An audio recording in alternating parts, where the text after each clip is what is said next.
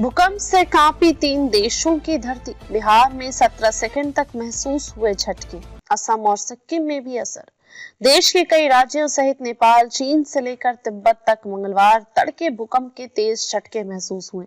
नेपाल में तेज भूकंप आने के चलते बिहार में धरती डोली। बिहार के कई जिलों में इसका असर दिखा। बिहार के पटना, मुजफ्फरपुर, समस्तीपुर, मोतिहारी, बेगूसराय, मुंगेर, शिवहर और सारण में भूकंप के झटके महसूस किए गए।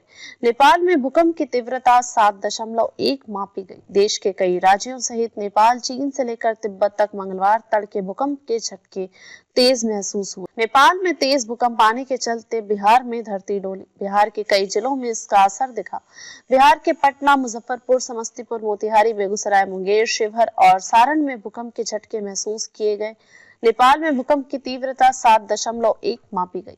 भूकंप का केंद्र चीन के कंट्रोल वाले तिब्बत में था। तिब्बत था भूकंप का केंद्र।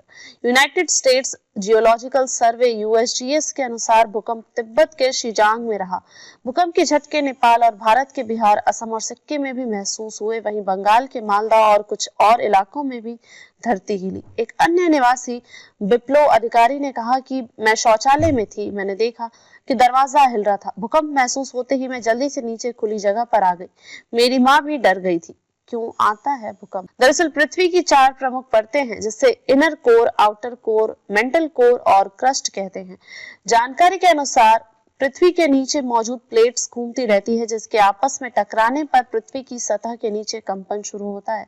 जब ये प्लेट्स अपनी जगह से खिसकती हैं तो भूकंप के झटके महसूस किए जाते हैं।